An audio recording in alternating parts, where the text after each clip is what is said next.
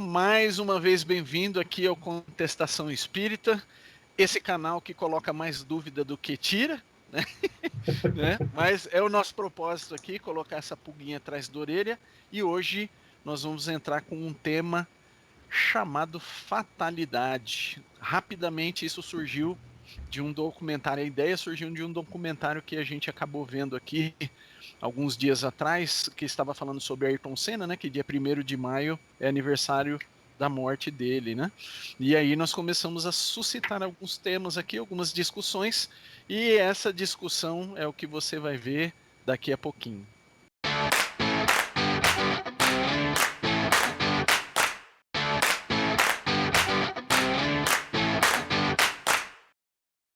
Bom, fatalidade. Alguém se arrisca aí a conceituar o que é fatalidade? Na verdade, não conceituar, porque o conceito já está criado, né? Mas arriscar aí o significado. O que vocês acham que seria fatalidade? É o dedinho para baixo, o polegar para baixo. Complicado. Mandou pro vinagre? É. Conhece, né, esse gesto? Né? É esse aqui não, né? Não, é o inverso. O contrário. E aí, gente, fatalidade. Zé Antônio, Cláudia, Carla, fatalidade. Um por vez. Fatalidade é alguma coisa que...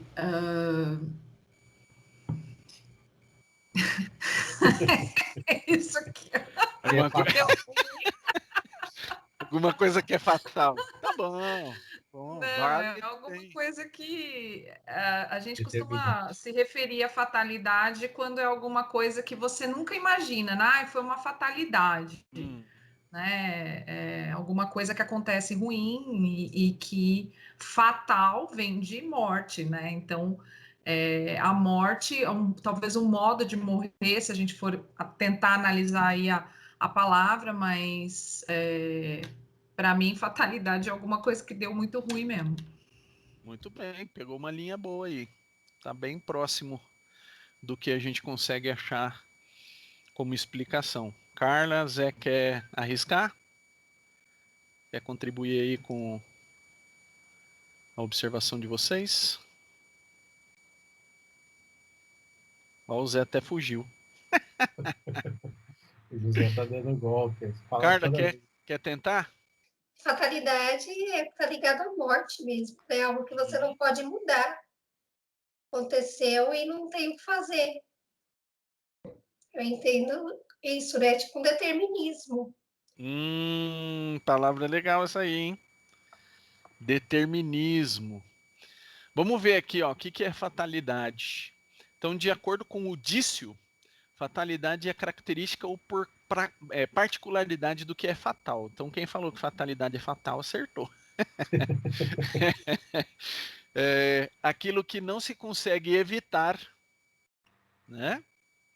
Determinismo, não é possível evitar. Fado ou fatalismo, circunstância marcada pela infelicidade e desgraça. Como exemplo, o acidente foi uma fatalidade. Etimologicamente falando, ele deriva do latim, fatalitas, que vem de fatum, que é predição ou declaração profética. Literalmente, coisas ditas pelos deuses, que veio de fare, que é falar. Beleza. Sabemos aqui o que é fatalidade, mas vamos fazer uma analogia então. A Carla falou uma palavra interessante aí, né? Determinismo. Determinismo. O que a gente pode conectar com determinismo? Destino, né? Destino. Existe destino, existe determinismo, existe algo que é predeterminado na vida das pessoas que estão encarnadas nesse planeta? Sim. Para mim, sim. Para mim não existe destino. Existe coisas combinadas, planejadas, mas não necessariamente isso vai acontecer, vai depender do seu livre-arbítrio. Certo. Carla? Eu acredito que existe, sim, determinismo. Né? É Existe? porque, assim, a gente sabe que o livre-arbítrio existe, mas até certo ponto. Então, assim, a fatalidade ligada ao determinismo são coisas que a gente não pode mudar. Igual a morte e a evolução, são as únicas fatalidades que existem no mundo. Né? Então, é uma coisa que a gente, querendo ou não, a gente vai morrer. E querendo ou não, a gente vai evoluir. Então, são as únicas fatalidades que existem: a morte e a evolução. E aí, como a Cláudia falou, né, existem algumas coisas que são planejadas, né? Então, o destino mesmo, eu não acredito, não, que o destino a gente pode modificar. Muito bem. Bem dito, né? De acordo com o nosso famoso Livro dos Espíritos, a única coisa que nós poderíamos chamar de fatalidade é a morte, porque é algo certo, né? De resto, existem várias condições que vão fazer com que a gente siga determinado caminho ou sofra determinada penalidade, mas no sentido próprio da palavra, isso não é uma fatalidade, não é determinado desta maneira, né? A gente não determina exatamente os eventos da nossa vida, a gente planeja um curso.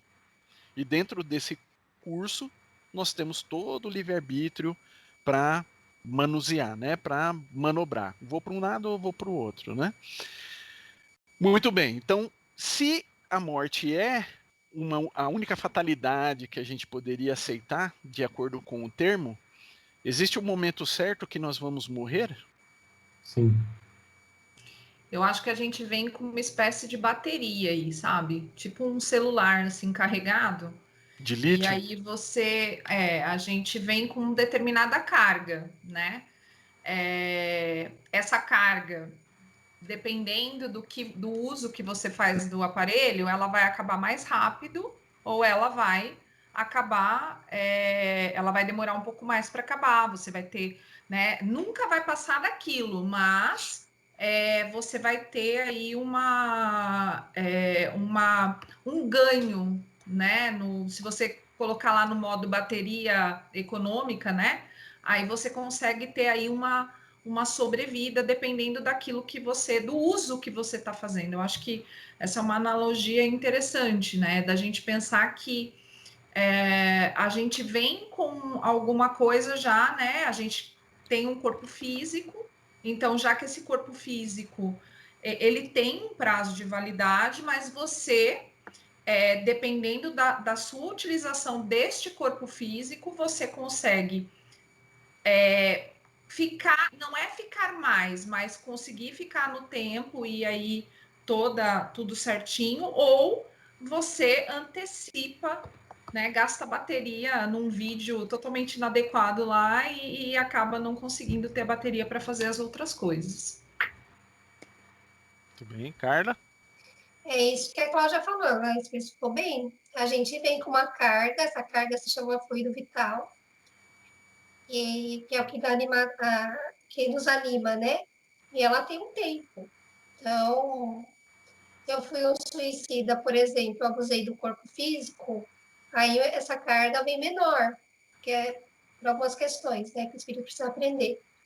E dependendo do que eu preciso passar por essa vida, pelas provas, provações, ela vem uma carga maior. Por isso que existem pessoas que desencarnam crianças, jovens, muito velhinhos, né? Mas é raro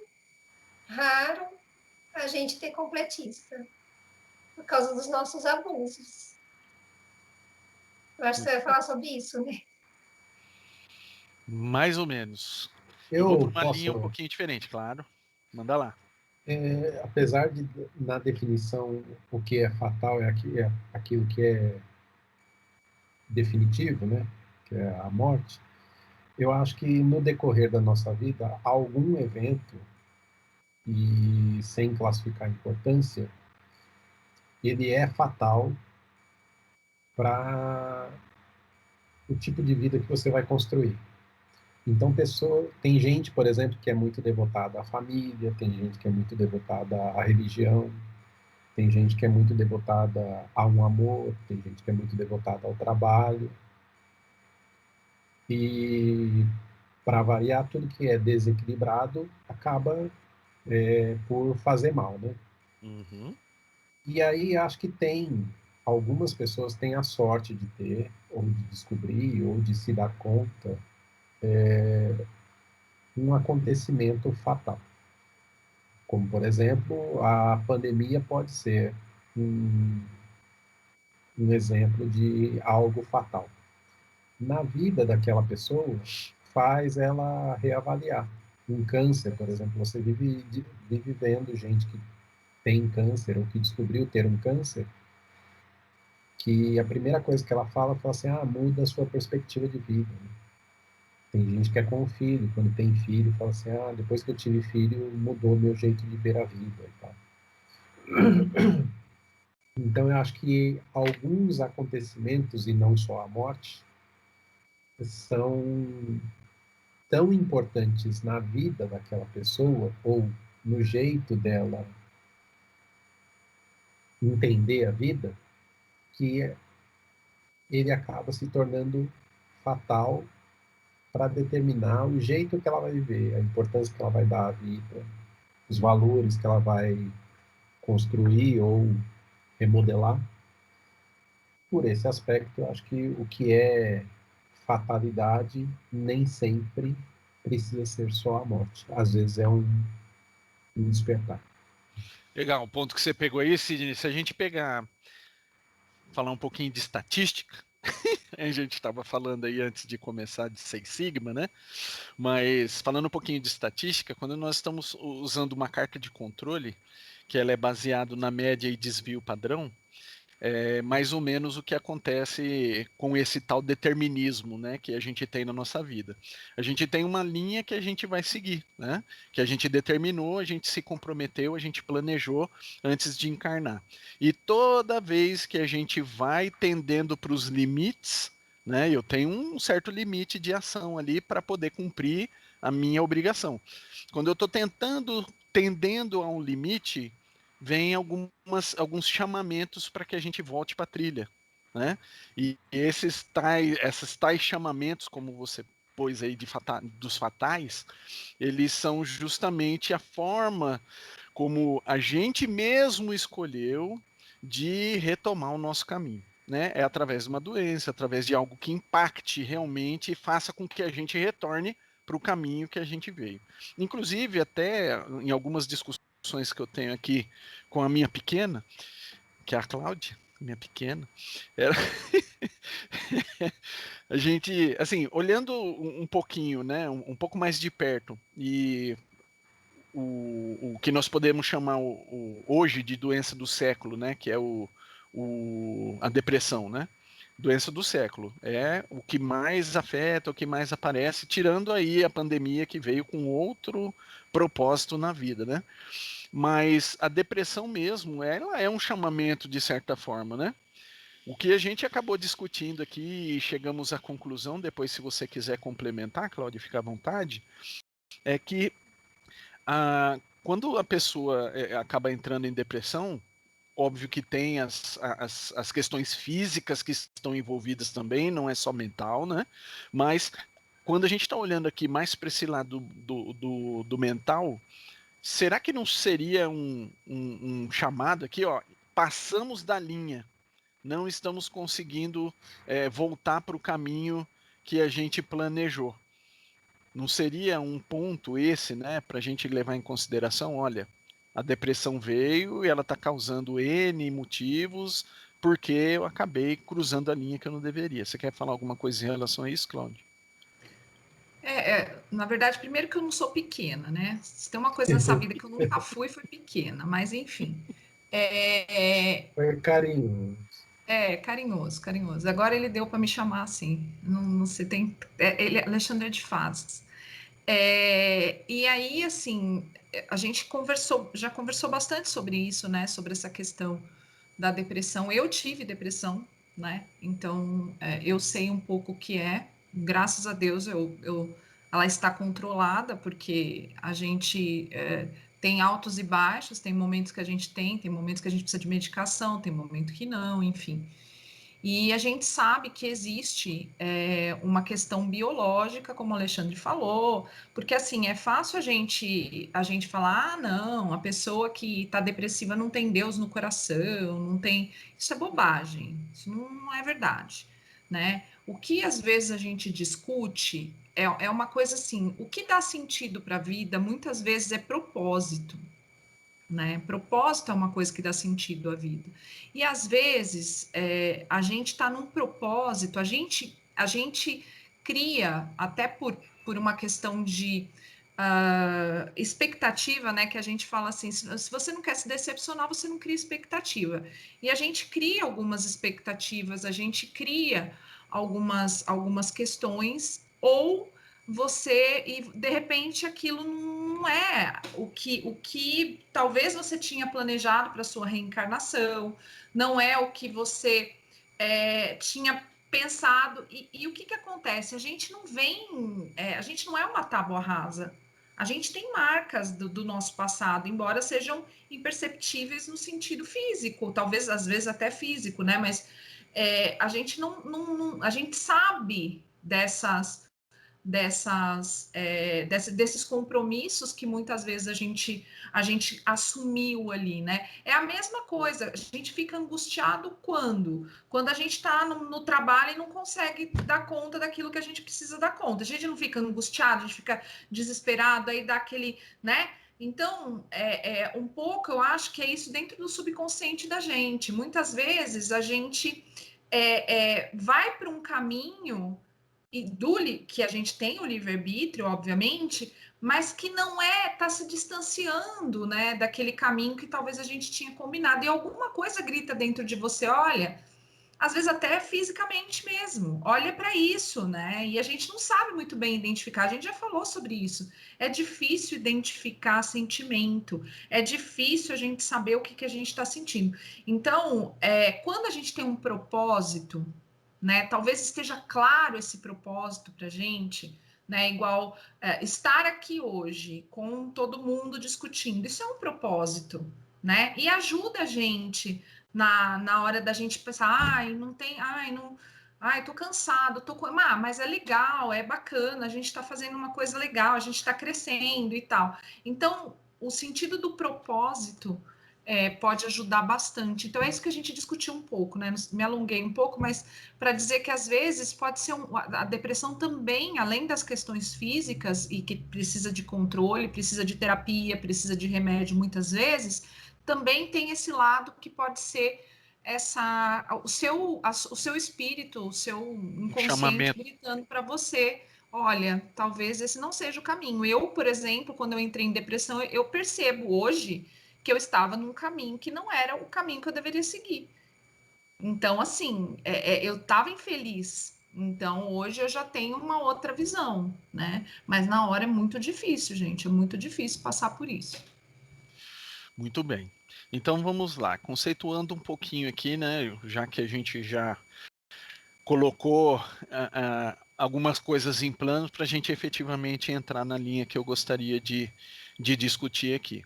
Então, fatalidade é aquele momento, né, único que, de acordo com o conceito, que é a morte.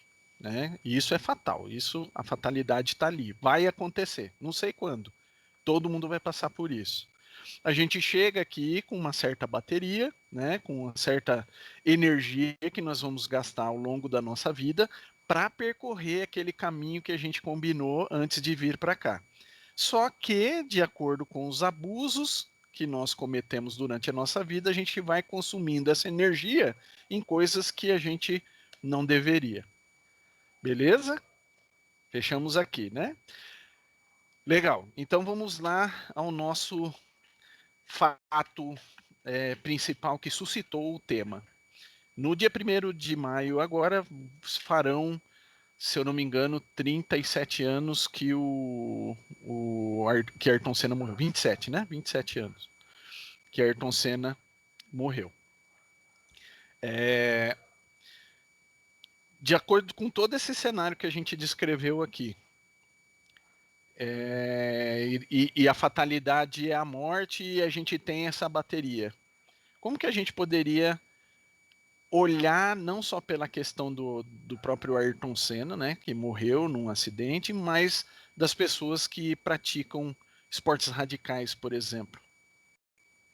Como que a gente poderia analisar, do ponto de vista espírita, um desencarne decorrente de um esporte radical, de algo que envolva riscos? Aí, risco de morte, né? Eu não sei se eu sou contra a maré, mas eu tenho uma opinião particular sobre isso que eu acho assim, não é necessariamente errado, sabe? Embora a gente classifique como você está indo contra os ensinamentos da doutrina, né, de você se colocar em risco, eu acho que grande parte dos avanços que a gente tem em várias áreas existe justamente por conta das pessoas que não que minimizam o risco, mas que sabem lidar com ele, entende? E se você olhar, por exemplo, uma ida do Rio a São Paulo tem muito mais risco de carro, por exemplo, tem muito mais risco do que pegar um avião. Mas estatisticamente, é muito mais. É coisa de 50, 60, sei lá quanto, mas é exponencial. Por outro, e eu costumo sempre brincar assim, que tem duas coisas que são incríveis para a gente. Uma é o valor do tempo e a outra é o erro, né? Eu acho que a gente valoriza demais o erro. Então, por exemplo, se você perguntar para mim, que sou designer, quanto custa um erro, custa dinheiro, custa de sabor com os meus clientes, mas nada muda, né? Se você perguntar para um motorista de ônibus, qualquer coisa, quanto custa um erro? Um erro pode custar a lesão de alguns passageiros, por exemplo, e até a morte. Se você perguntar para um cirurgião, o custo de um erro é uma vida. Se ele cortar meio centímetro a mais uma veia, tchau, a vida do outro, né? Se você perguntar para um paraquedista, para esses meninos que voam com wingsuit, um erro determina a morte dele, entende? Um erro no trabalho coloca a vida, ele morre. Então, o valor do erro tem valores diferentes dependendo do que você faz da vida. E eu acho que tem que ter essas pessoas. É igual o missionário, é igual o cientista, entende?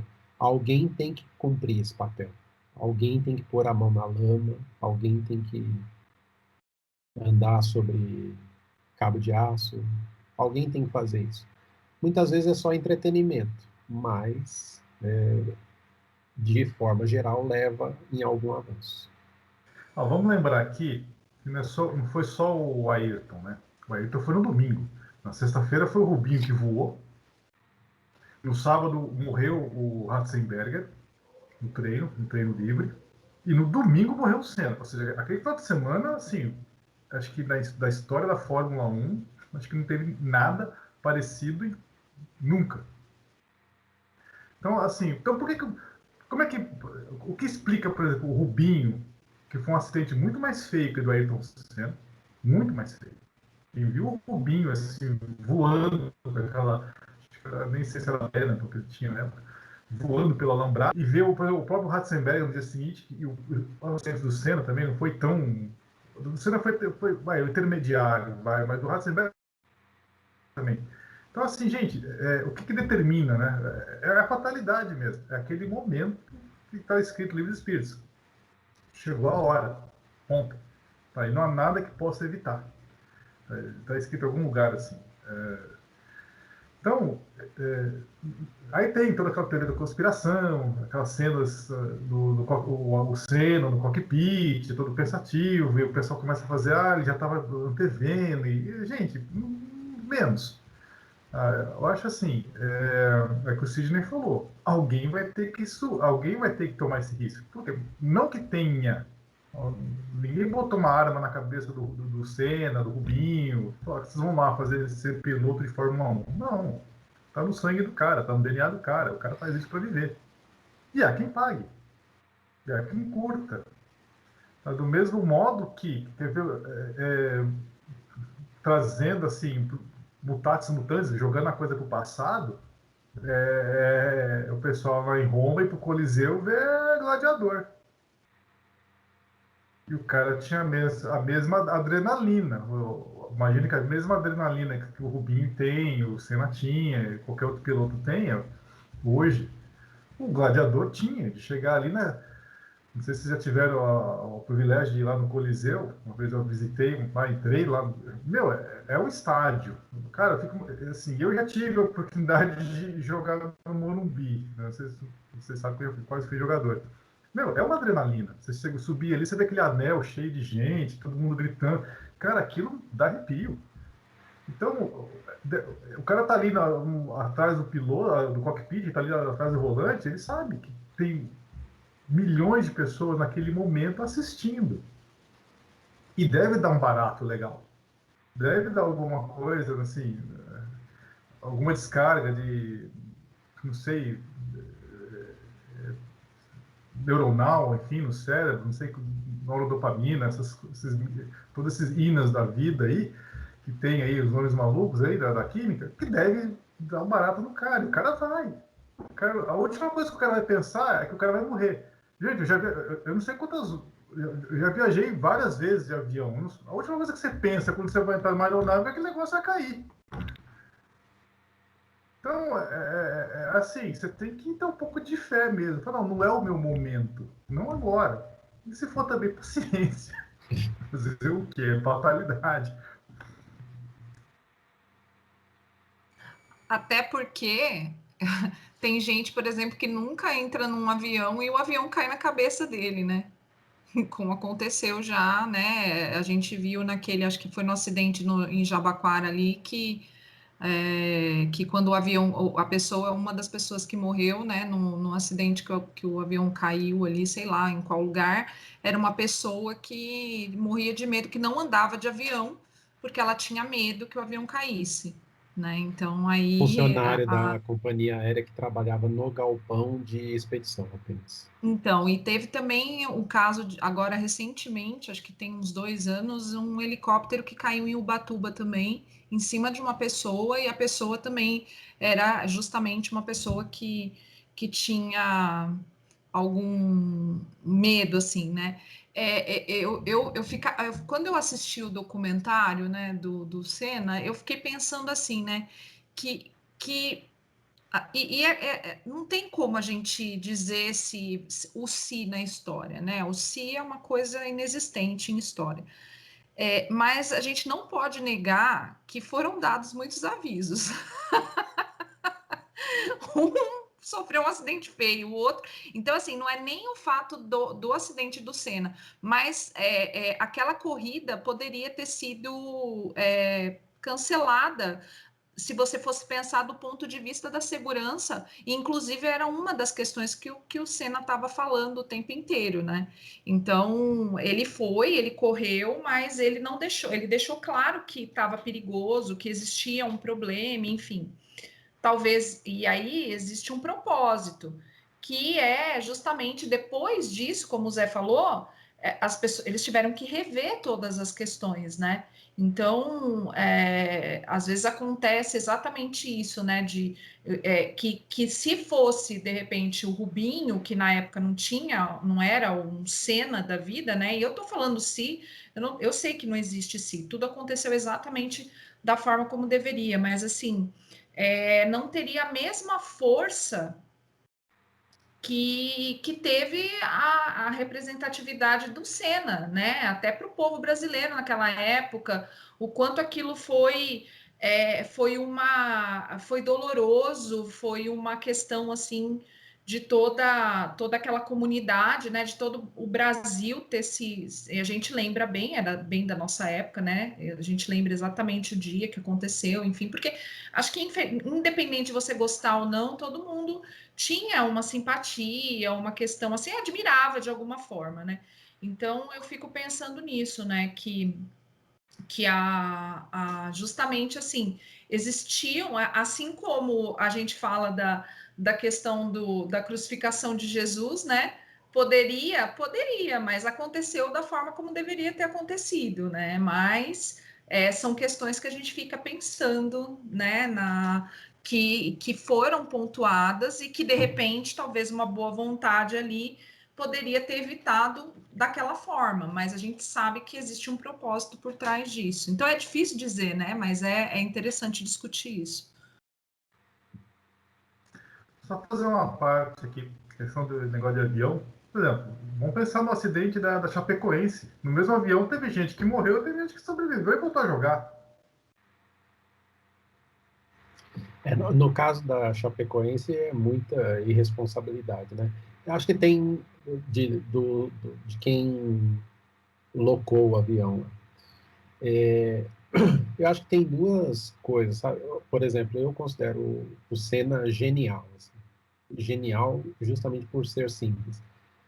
Não tem a ver com o final de semana do acidente, mas acho que meses antes houve um acidente durante uma corrida e ele, não sei se vocês sabem, mas o combustível de automobilismo é diferente da gasolina, ele não tem cor, você não vê o fogo, porque ele, né, inclusive o gás de cozinha, ele tem inserção de cheiro justamente para você perceber, porque caso contrário você não saberia que estaria vazando gás.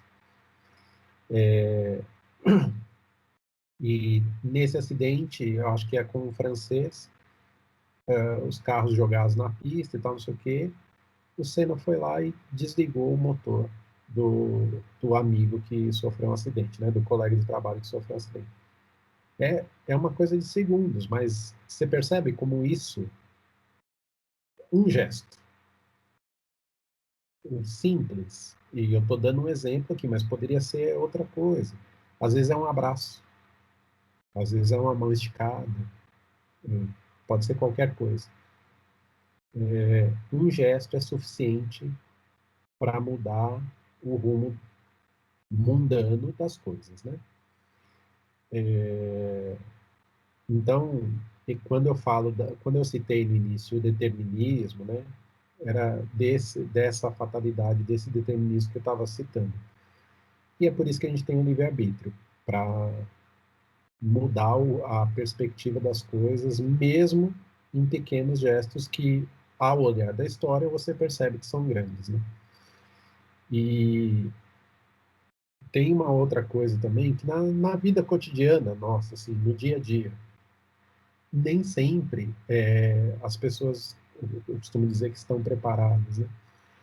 Porque, por exemplo, uma pessoa amedrontada ou com medo de qualquer coisa, de um relacionamento, da violência, qualquer coisa, qual que é a alternativa que a maioria toma? Assim, eu não quero viver isso novamente, não quero passar por isso, então evitarei. Só que a gente é um ser sociável, né? Somos uma raça sociável. Então, evitar não é a solução, é só varrer o problema para baixo do tapete, né? Então, você não querer, nesses pequenos gestos cotidianos, você evitar fazer por medo, que é óbvio, né? Por exemplo, você voar de avião, embora eu indico o canal do Lito Souza, que é um mecânico de avião, que ele explica praticamente em todos os episódios por que as pessoas não deveriam sentir medo de avião, por conta do protocolo, né? Para cada acidente, rever-se o protocolo e a partir daquilo, falar assim, é isso que causou o acidente, então a partir de agora teremos que fazer mais esta checagem. Só que nos relacionamentos, nas pequenas decisões cotidianas, não existe protocolo, né? Existe só a decisão humana. E como a gente sabe, o humano é idiota. Eu sempre brinco falando assim. Eu acredito que tem os dois lados, né? O suicídio, né? Porque a pessoa sabe que vai morrer, que ela está correndo um risco muito grande. Então, esportes radicais, você sabe que você sabe que você pode não voltar. Então, não deixa de ser um suicídio. Mas que existe aí uma misericórdia divina. A gente não pode condenar a pessoa por conta disso. Então, existe muita coisa por trás de tudo isso. O que ela quer vencer, né? Como você falou, o que compensa para ela estar vivendo aquilo? Porque se a gente for observar, na época do cristianismo, né? Tinha o pessoal os cristãos que se reuniam, né, para falar de Jesus, eles também corriam risco, não é? Então, assim, é muito difícil a gente falar não é. Então, mas, assim, o que movimenta tudo isso? Então, eu penso assim, o esporte radical, o que movimenta a pessoa a fazer aquilo? Né? Então, se ela está querendo fugir do mundo, se ela não se relaciona, se é uma fuga psicológica, né? Ou se é só para se exibir. Então, eu acho que tudo isso é muito pesado na espiritualidade, é visto, né? E no próprio livro dos Espíritos tem uma parte lá que fala que a gente sabe mais ou menos o tipo de morte que a gente vai ter, dependendo de como a gente vai conduzir a vida, né? E como que não é como a gente vai conduzir, o que a gente escolheu para viver. Isso quando o espírito tem consciência, quando ele pode, né? Porque tem alguns tipos de espíritos que não têm nem livre-arbítrio, eles não podem nem ter livre-arbítrio, porque a gente sabe que se tiver, eles vão se comprometer muito mais. Então, em alguns casos, onde o espírito mais esclarecido, então eu acredito que o Senna, pela vida dele, tudo que ele fazia, ele já não se enquadra nesse tipo de suicida, mas existem muitos outros que se enquadram. E trazendo para a parte de esporte, hoje em dia, a gente vê que o atleta, ele termina a carreira dele novo e cheio de problemas no físico. Então, o esporte que deveria ser saudável e estimular a saúde, uma porção de coisas, a gente percebe que não, que prejudica demais a pessoa, debilita demais o físico. Eu tenho uma tia que ela é atleta, ela foi tricampeã brasileira de ginástica olímpica. Ela só não seguiu mais por falta de patrocínio. Mas, assim, você vê, ela falou que é uma vida assim, e você não tem vida. Ela falou que ela não tinha vida. Ela odiava. Ela só era atleta por causa do meu avô. E quando meu avô morreu, ela pegou todas as medalhas dela e deu para o pessoal da rua. Os meninos estavam jogando bola. Ela não quis saber. Ela falou que não gostava, ela não podia fazer nada. Ela queria estudar, não podia. Ela queria fazer uma porção de coisas, não podia. Então, assim, acabou ficando com depressão também. Você não tem vida. Então, a gente vê, assim, o que é estimulado, né? Então, muitas vezes a gente vê a pessoa sorrindo, a pessoa alegre, a pessoa ali com o troféu na mão, mas por dentro ela tá só o caquinho. Então, é difícil a gente julgar, falar, né, o que é, o que não é. Enquanto tem outros que adoram, né, alimenta o ego da pessoa. E ela não tá nem aí se vai morrer ou não. Ela não pensa na família, ela não pensa na sociedade, ela não pensa em nada, ela só pensa nela. Então, acho que nesses casos é mais difícil para o espírito. Não, a gente está falando só de esporte, né, por conta da referência da data aí, mas se você olhar, por exemplo, pensa, cara, que irresponsabilidade humana você se candidatar a ser policial hoje em dia no Brasil, que a taxa de mortalidade por 100 mil habitantes maior que algumas guerras que existem no mundo. Imagine aqueles caras que instalam torres de transmissão de energia, que trabalham com não sei quantos mil volts circulando pelo corpo. Então, assim, o risco, a fatalidade, ela é diferente, como eu citei, de acordo com a profissão, né? Mas tem algumas coisas que são inevitáveis, né? Então, por exemplo, por que a gente vai condenar o esportista, e aí esporte de competição é outra categoria, né? Não é lazer, é outra coisa, e não condena, por exemplo, o trabalhador, o policial, né? O policial também, coitado do cara, ele é uma vítima, né? Ou o professor dentro de uma sala de aula com 40 crianças, né? Eu não sei se vocês lembram o caso do vereador que acusou uma professora há uns 2 anos atrás de ser irresponsável e tal, não sei o quê, e ela foi à tribuna e falou assim, quer dizer então que eu sou responsável, eu como professora ganhando salário mínimo, eu sou responsável pela forma que o senhor entende o mundo, é isso? Então, sabe, é tudo muito cruel, né? Porque a gente depende muito do desempenho, da meta, das coisas funcionarem para a gente conseguir viver. E não só o esportista, mas tem outras profissões que têm igualmente o risco e fatalidade.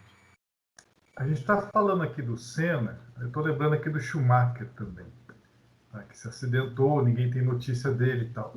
E eu, assim, eu entendo o Schumacher no seguinte sentido. Eu também dá barato esquiar. Eu adoro esquiar. Eu aprendi a esquiar, curto esquiar. E é muito legal. Tá? Assim, é gostoso. Assim, tem uma hora que você está ali, quando tem ninguém por perto, por exemplo, você está deslizando, assim, aquele barulhinho. Cara, parece que o tempo congela. Parece que a coisa para. Assim, o contato você com a natureza, a montanha, a neve, é legal. E assim, porque eu estou lembrando do Schumacher. Teve uma vez que eu fui, que eu, assim, eu embalei. Eu peguei uma. Você começa, você vai pegando as manhas, você vai querendo ir mais rápido, cada vez mais rápido, fazendo coisas mais audaciosas, porque é legal, dá o barato mesmo. E tem uma hora que eu errei uma curva. Eu errei uma curva, aí eu só tive tempo de escolher onde eu vou me jogar. Eu tive só naquela fração de segundo onde eu vou me enfiar. E eu vi um montinho de neve, assim, é ali que eu vou. E fui de cabeça, literalmente. Poderia ser uma pedra. Não sei se isso aconteceu com o Schumacher, por exemplo, mas se é uma pedra que está ali, era o mesmo fim. Tudo bem que não era, graças a Deus não era. Parecia, não sei. Na hora que eu olhei naquela fração de segundo, me joguei ali naquele barranco, naquele monte de neve, e era um monte de neve, graças a Deus. Que eu entrei de tal maneira que quando eu abri o olho, eu não sabia para qual lado que eu tinha que sair. Foi tão assim, absurdo o negócio que eu fui de cabeça. Então, eu saí assim que tinha neve no meu ouvido e tudo mais. Então, eu entendo esses caras, sabe? De repente, você não precisa ser profissional, mas é uma situação de risco. Eu sei que é uma situação de risco, mas se eu puder, assim, você chega e fala, vamos ali em tal lugar esquiar, na hora eu largo o que eu estou fazendo aqui, vamos embora. Porque é legal e é arriscado. Muito bem. Tiveram alguns comentários interessantes aí que foram Só para a colocados. gente saber qual foi. Foi Aspen, foi Colorado, foi Bariloche, só para a gente saber, porque hoje está Foi na Suíça, né, todos os Cid? continentes. Suíça. Foi nos Alpes. Falei? Ó. Mano. Tríplice fronteira.